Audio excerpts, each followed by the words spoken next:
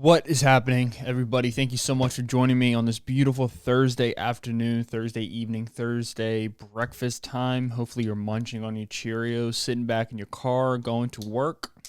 Hopefully, at a place that you like. Hopefully, you're going to college, to a place that you semi-enjoy, a place that will give you a degree, a place that will allow you to progress in this world as a successful citizen.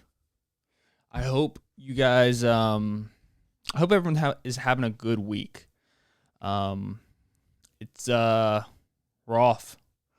We're off and we're off to the races this beautiful New Year's. This what is it?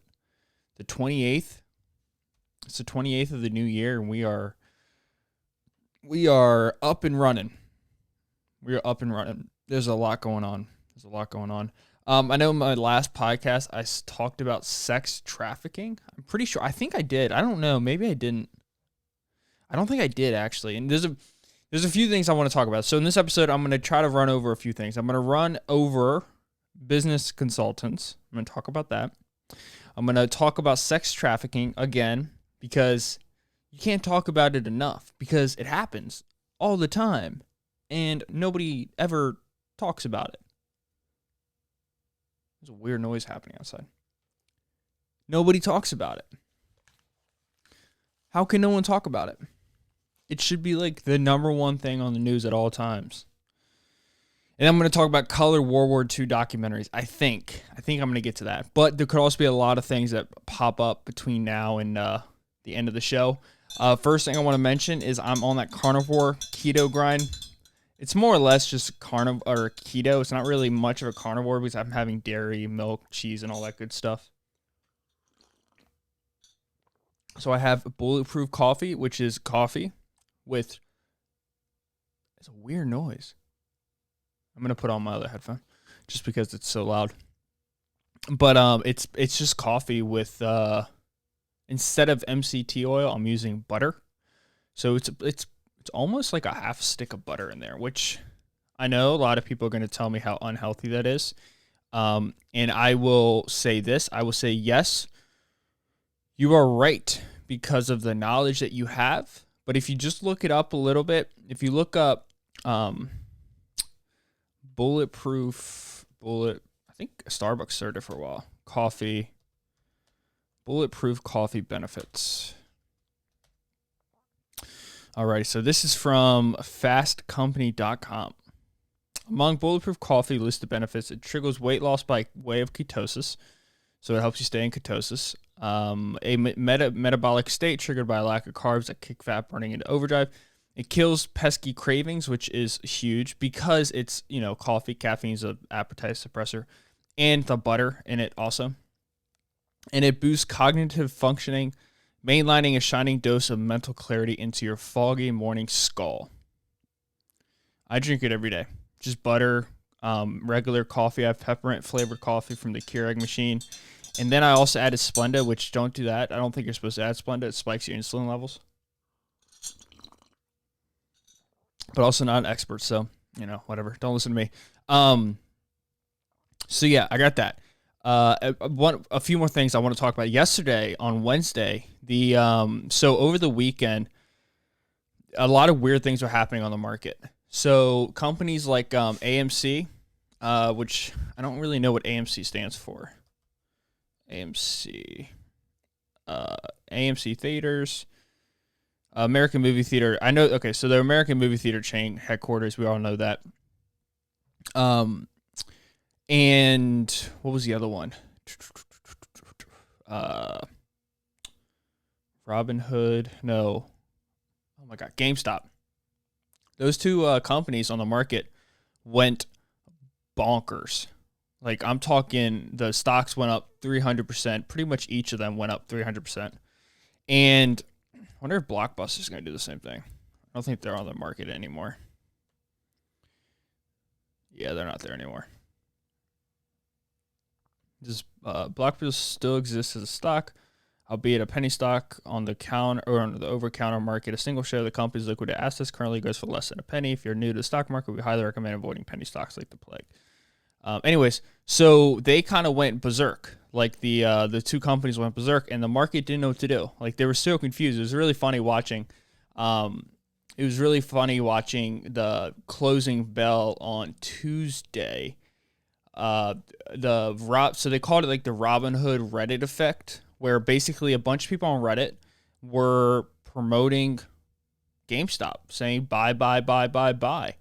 And then a lot of the people on the Wall Street kept on like going against it. And what ended up happening is the stock went from $11 back in December, which I kicked myself for because I remember telling one of my buddies, dude, I'm going to buy the stock. Like, I feel like they're going to do super well. Because at the time, what I was doing, by the way, not investment advice, just what I'm doing. What I was looking at a lot on the market was I was going to the stocks that fell the most on a single trading day.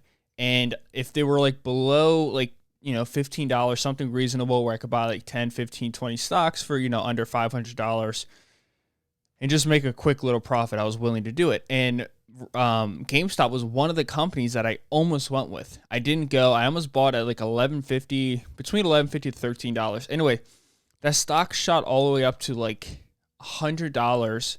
And then it closed on Tuesday and it shot all the way up to like $350. And it went so high, so fast. The daily trading, like the amount of people buying and selling on the market was so high that it ended up shutting down Robinhood, the trading platform, Webbull, TD Ameritrade, Charles Schwab, Vanguard.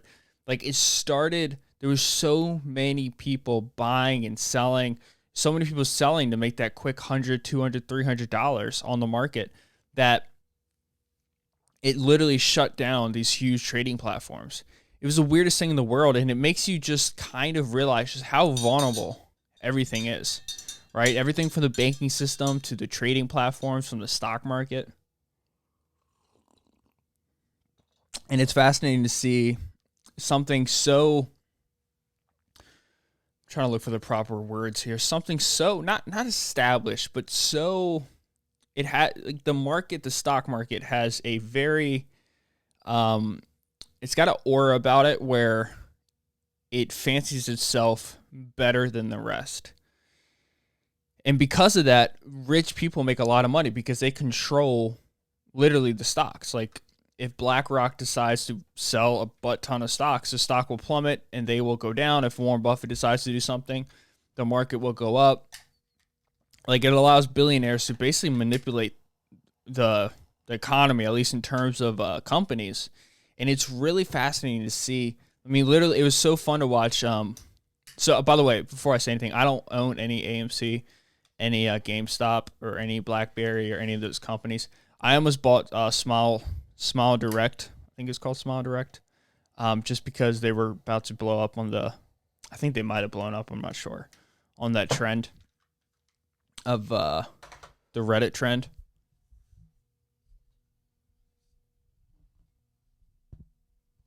Sorry, had to fix my mic.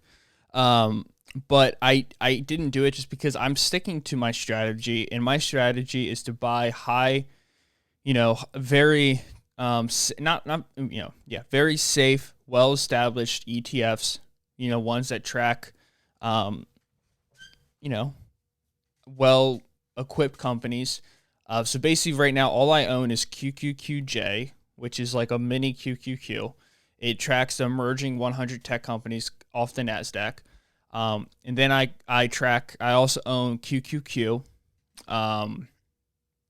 They make up, and then I also own VOO, which is Vanguard S&P.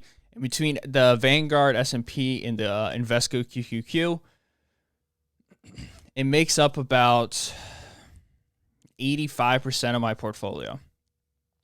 And then I have QQQJ, which makes up about 10% of, makes up about 5% of my portfolio. And then I own THCX, which makes up about 10% of my portfolio. And they track cannabis stocks because I'm super confident that cannabis stocks are going to go crazy this year. I think it's going to be federally illegal. I'm also very confident that all of these companies are going to force all these cities are going to force marijuana to become legal for the simple fact that these cities are struggling financially. and they're going to have to open. When they open up, they're going to have revenue. And the way that they get revenue is going 100%, in my opinion, going to be through the tax income that comes off of legalizing marijuana. And I think right now you're seeing it in New York City. I think Oklahoma legalized it. States legalizing sports betting too is another thing that's going to go crazy. Pot. South Dakota, Florida, maps of marijuana legality. Let's just look at the news. Nope, don't want that. These states are most likely to legalize marijuana in 2021. Let's see what they have. This is from January 1st from marijuanamoment.net. Connecticut is one of them. So these are just some states that are going to be completely legalize marijuana to build up their infrastructure of the state off the Senate or off the revenue that comes in from marijuana. Hawaii also could legalize psychedelic mushrooms therapy under a new Senate bill. I think, what is it, Portland, Oregon. Everything's 100% legal there.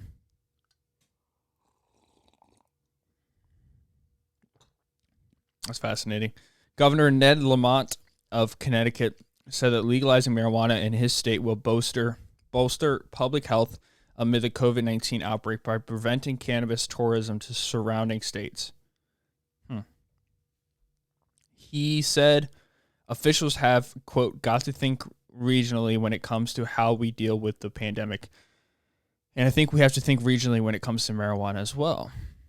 New Mexico is another one, another state. New York, Rhode Island, Virginia.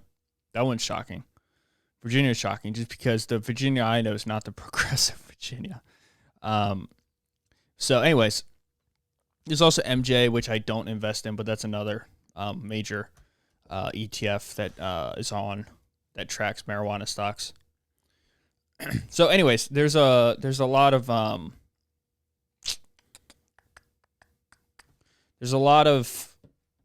volatility right now in the market, and it's super fascinating to see just this old way of investing, which is the way I'm investing, which is kind of hilarious. What I want to do is build up my portfolio enough so I have enough cash where I can, if a company that I love, like I am in love with everything from management to sales to their product line, what they have in the pipeline. If I see something like that, I'll go all in on a single stock. But as of right now, I like to own a little bit of everything. Own a little bit of Tesla, Microsoft, Facebook, Google, Facebook, all these companies. Apple. I like to own a little bit of everything. Roku. Just so it gives me, and I own a little bit of each market, right? Energy, healthcare, whatever, all tech, everything. Consumer goods, commercial, real estate. It just gives me the comfort, and just the dividend investing, the DCA. Just investing every week, every other week. It makes me the most comfortable. It helps me. I get, probably my best returns that way instead of single picking. And it's stressful to single pick stocks all the time. And like between this and school starting up, which is kicking my ass, like already it's not even kicking my ass. I'm just stressed. I think I'm stressed in the sense that it's my senior year and I'm graduating year, and I just want it to be over with. I was talking to somebody at the gym yesterday, and I remember when I was younger, when I used to get really stressed out, and I was young, so everything I got stressed out about wasn't like a huge deal. But when I used to get really stressed out, the thing that would help me the most is I would just remind myself that I can't stop time. So like, let's say I had a test on Monday and Tuesday and it was Sunday night, and I had a project due Friday. I would go to bed literally as like a 10-year-old, go to bed and be like, you know what? It's Sunday, but this time next Saturday, I'm going to be going to bed and the Packers are going to be playing Sunday. That day's going to come. There's nothing I can do about it. Whatever happens between now and then, I can control, but if worse comes to worse, I'm still alive next Saturday. And by doing that as a child, I taught myself to do that as an adult. And that's one of the reasons why I think I can maintain my emotions so well, is because time, I can't warp that, like I can't worry about it too much. Also, if I do the homework and I do everything I'm supposed to do, I'll be fine. Like, I'm really smart. I can do all that stuff. The only thing I worry about is I get bored so quick with school. Like, for someone like me, school was not designed for somebody like me. And I'm not saying like that puts me like I'm like a better person because of that. What I am saying is that first, let's thank you for attending. It was kind of fun. Look what we do. Although I do miss the in-person classes, whatever. Shout out to this teacher. I'm literally taking this class again because last semester I forgot to take the final because I'm an idiot. This is what I mean. Like, I don't care. It's not that I don't care about it. I care about my education, but I just struggle so much with, I don't know. I don't know what it is. Maybe I'm just a lazy student. I don't know. It's probably that. But if it's like podcasting, I won't miss a day podcasting. Like, you guys know, I haven't missed a day podcasting for months now, like, in such a long time.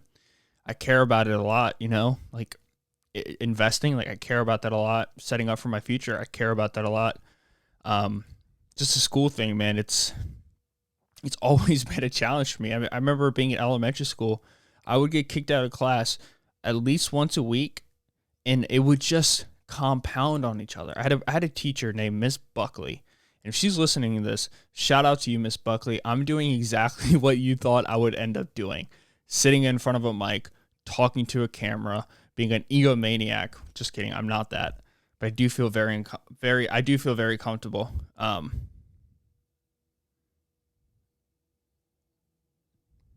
buddy's texted me.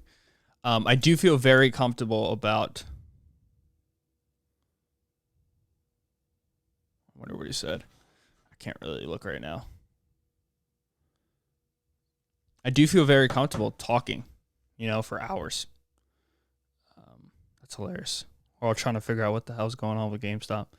But it wasn't for me. It never would be for me. School just doesn't jive with some people. And with me, it just definitely doesn't jive. But at the end of the day, I will get my degree, and it's going to be one of the biggest accomplishments of my life, simply because I didn't think I could ever do it. I never saw myself in college. Like, growing up, we didn't talk about college. Like, we never, what do you say?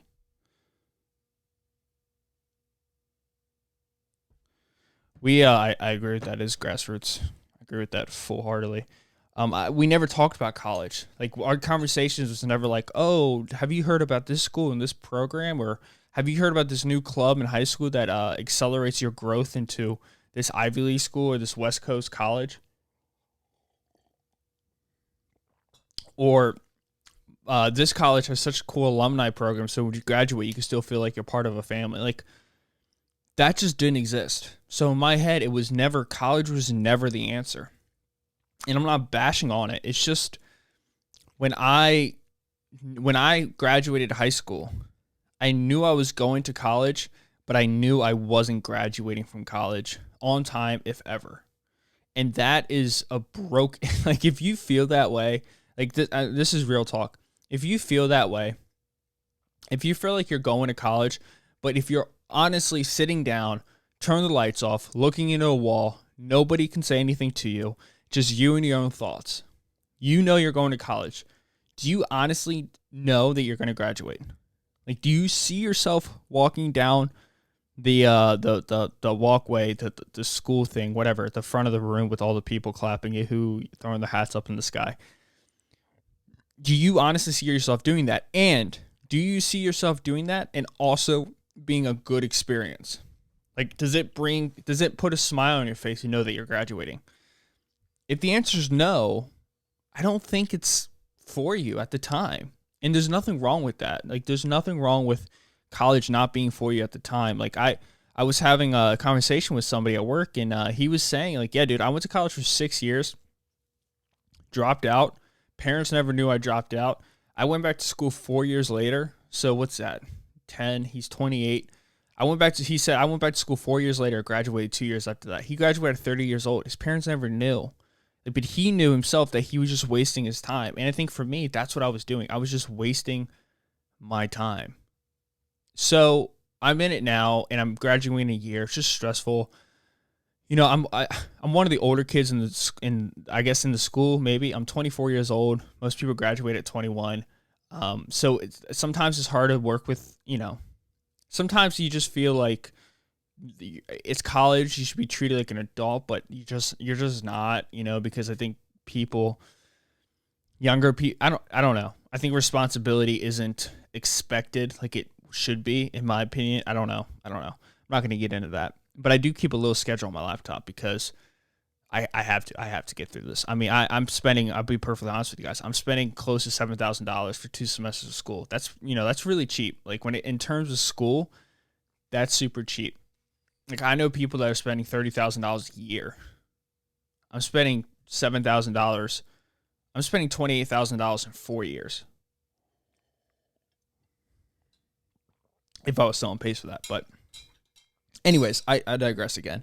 A few things I want to talk about real quick. I want to talk about sex trafficking because this is something that never is on the news, and it's something that should always be on the news. It's something I want to continuously talk about. So sex trafficking is human trafficking for the purpose of sexual exploitation, including sexual slavery, which is considered a form of modern slavery. So let's look up just human trafficking. Human trafficking.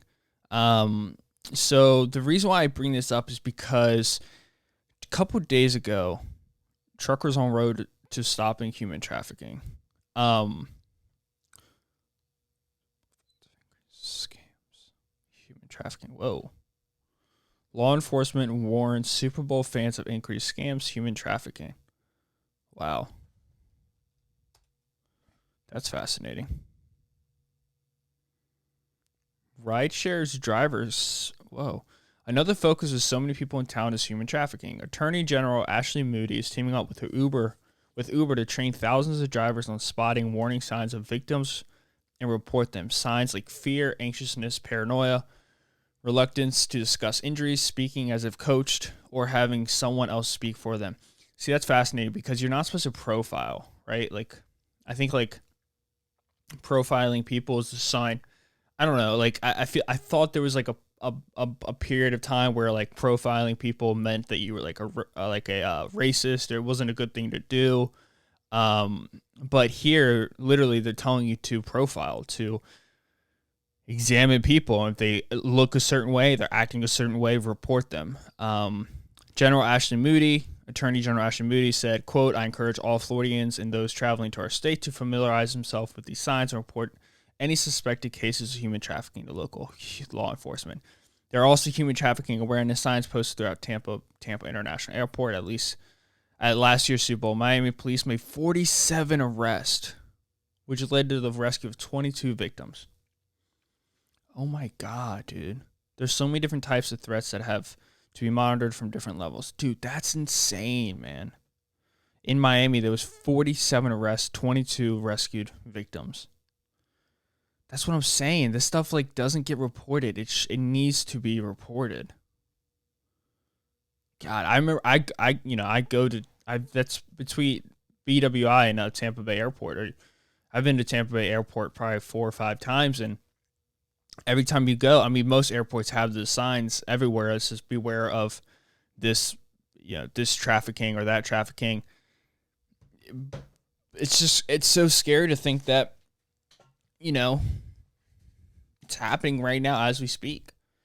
Kids are being trafficked. People are being born into slavery as sex slaves, as human slaves, like places in Russia, North Korea, and China, and Libya. Libya literally has Libya's slave trade. Look it up. Libyan slave trade. What is slavery today? Inside. If you look it up on images, it's everywhere, dude. This is from time.com, 2017. Here's what you should know. Why is there a slave trade in Libya? Libya is the main transit point for refugees and migrants trying to reach Europe by sea. In each of the last 3 years, 150,000 people have made the dangerous crossing across the Mediterranean Sea from Libya. For 4 years in a row, 3,000 refugees have died while attempting the journey. The Libyan Coast Guard, supported with funds and resources from the EU, has cracked down on boats smuggling refugees and migrants to Europe, with estimates of 400,000 to almost 1 million people now bottled up. Libya detention centers are overrun, and there are mounting reports of robbery, rape, and murder of migrants, according to a September report by the UN Human. Conditions in the center have been described as horrific, and among other abuses, migrants are vulnerable to being sold off as laborers in slave auctions. So as they're trying to escape the country, to go across the European, to go to Europe through the Mediterranean Sea, they're being captured, bringing back to the country of Libya. And if there's no room in the prisons, they just sell them as slaves on the slave trade. Like, it's literally happening right now in front of us.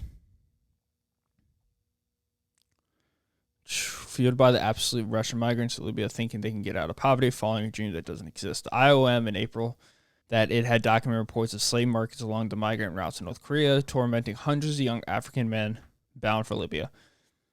There they become commodities to be bought, sold, and discarded when they have no more value. That's insane, man. Illegal immigrants are seen at a detention center in Zawiya, west of the Libyan capital, Tripoli. Copy. Paste. Nope. Paste. Nope. How do you copy? Copy. Search. Let's search for it. Zawiya, Islamic religious school or monastery. It's sad, man. It's happening all the time. Libya is a failed state. But human trafficking is a real thing, and it's something that I hate that we don't talk about. Like, we just don't care. We don't care. 33 missing children rescued in Southern California, an anti-human trafficking operation. Marshall County man arrested for involvement in human trafficking situation. Here we go. Here's some stats. This is from 1 day ago. The human trafficking stats that will shock you. Let's pull up some of these. The latest stats are shocking. More than 12 million people are victims of human trafficking, but that number is thought to be just a portion of it. The reality is most offenses go unreported. Shit, my light. There we go. Children, people from broken homes, or foster care, and those that are financially unstable are the highest targeted demographics, but they're not the only ones in danger. That's what's crazy. The relation with foster care and human trafficking. The headlines are shocking. Children taken, used, and abused for sex. Human trafficking has been reported in all 50 states, and it's getting worse. The Polish Project reported that there was at least a 40% increase in crisis trafficking cases since the shelter-in-place orders began for COVID-19. Jesus Christ, dude.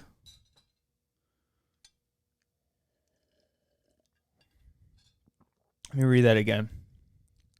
There was a 40% increase in crisis trafficking cases since the shelter-in-place orders began for COVID-19. Crisis cases are those in which some assistance, such as shelter, transportation, or law enforcement involvement, is needed within 24 hours. Quote, we didn't receive more calls or cases on a whole during that month, but instead saw a change in the types of requests we were receiving. The three pillars to define trafficking are force, fraud, and coercion. 1. Force. If anyone does anything to make you uncomfortable ever, you have a right to protect yourself. Fraud. Always be cautious of everyone. Coercion. 40% increase. People don't talk about that, man. That's it's terrifying. That's something that I would definitely I would protest for. I would definitely go out and talk about, because it's between that and the war on drugs, it's horrible, man. Here's the 11 facts right here. Trafficking involves transporting someone in a situation of exploitation. This can include forced labor, marriage, prostitution, organ removal. Organ removal. People traffic humans for organ removal. There was that I think the San Diego doctor arrested for selling human trafficking. That's what it was. You guys remember this? What was this? 3 missing doctor sites. No, for selling organs. Donor heart saved from. Nope, that's not where it is. San Diego Biotech. Nope. Nope. American doctor arrest selling illegal organs. Chinese doctor jailed for illegal harvesting. Do U.S. hospitals push organ black market? Chinese doctor, should organ donors be paid? Allegations of unwanted. Nope. Pac 7. America's 1% will be pulling on all stops to get the COVID-19. China forcibly harvests organs for detainees. Jesus Christ. That's insane. What did that one thought? That said, do U.S. hospitals push organ black market?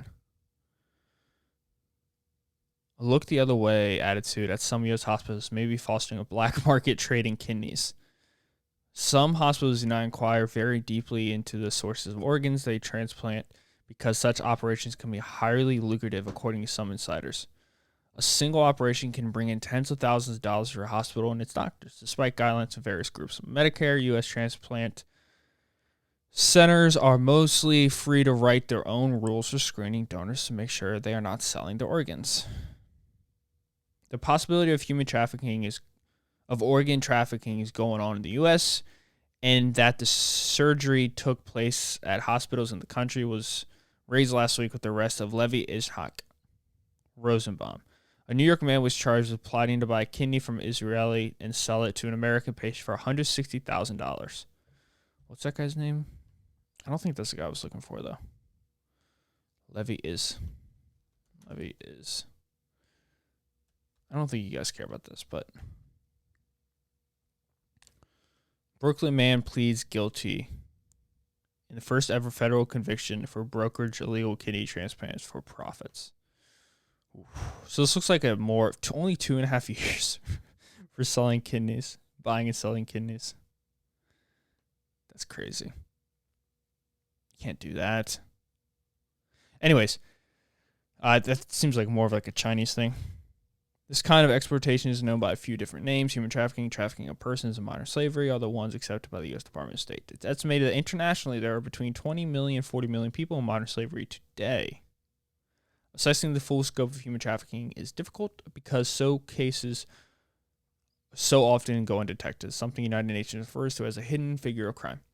Estimates suggest that internationally only about 0.04% of survivors of human trafficking can be identified, meaning that the vast majority of cases of human trafficking go undetected. So 99.96% of cases never even get detected. Human trafficking earns global profits of roughly $150 billion a year for traffickers, $99 billion of which comes from commercial sexual exploitation, like the porn industry. Globally, an estimated 71% of enslaved people are women and girls, while men and boys account for 29%. It's fascinating because I think when people think money, they think money's made only legally. But like, there's a whole market out there, and I don't know how much the black market's worth, but I don't know if it's worth more than like the legal market. But I'm sure it's worth, it's got to be in the trillions. I don't know if I can look that up. How much is the black market worth? According to Havascope, the total value of products on the black market is currently $1.63 trillion. And other estimates put the global black market at 20% of global GDP. How much is a brain worth on the black market? The answer to that last question makes the thief's motives even more, because apparently brains aren't worth a whole lot. Hearts can fetch as much as $119,000 on the black market, and livers can go for $157,000. Kidneys have been sold for upwards towards $260,000. How much do bones cost? Even more lucrative, have your character sell a gram of... Wait, what? What is this? Oh my God. That looks like a, yeah. So upwards towards, you can sell 2 of your bone marrow at $23,000 per gram. What is the price of a kidney? How much is a human soul worth? Where is organ trafficking? Mexico is not considered one of the most Mexico is not considered one of the worst countries for organ trafficking. The grisly practice is thought to be most prevalent in Israel, India, China, Pakistan, Turkey, Brazil, Nepal, the Philippines, Kosovo, Iran, and former Soviet states in Eastern Europe. Wow. It's unsurprisingly, the more vital the organ, the more it costs. The human heart or liver runs between $100 to $200,000, while a functioning set of eyes costs closer to $1,200. The creepier part, however, is that the market for illicit body parts is much bigger than necessary organs for transplants. This is crazy, man. I'm telling you, God, fuck, Jesus, humans are, we run the gamut, man. God, we run a gamut of people. Estimates suggest that about 50,000 people are trafficked into the U.S. each year, more often from Mexico and the Philippines. In 2018, over half, 51.6% of the criminal human trafficking cases active in the U.S. were sex trafficking cases involving only children. Reports indicate that a large number of child sex trafficking survivors in the U.S. were at one time in the foster care system. It's rough, man.